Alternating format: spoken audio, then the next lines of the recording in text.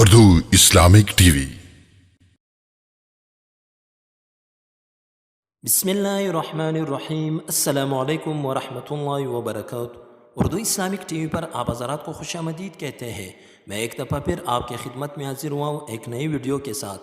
اگر آپ ہمارے چینل پر نئے اور ہمارے چینل کو سبسکرائب نہیں کیا تو ہمارے چینل کو سبسکرائب کریں اور بیل آئیکن کو بھی ضرور دبائیں تاکہ ہماری ہر نئی ویڈیو بر وقت آپ تک پہنچ سکے۔ آج کا ہمارا ٹاپک ہے کہ نرم دوپٹے میں ذکر یا تلاوت کرنا۔ کسی نے سوال پوچھا ہے کہ کیا نرم دوپٹے میں ذکر یا تلاوت قرآن کر سکتے یا نہیں؟ میں نے سنا ہے کہ اگر دوپٹہ نرم ہو یا بال نظر آ رہا ہو تو پھر رحمت کے فرشتے نہیں آتے۔ اس حالت میں قرآن کی تلاوت اور ذکر نہیں کر سکتے۔ ذکر اور تلاوت کا افضل طریقہ اور سنت طریقہ یہ ہے کہ عورت جو ہے وہ موٹا دوپٹہ لے۔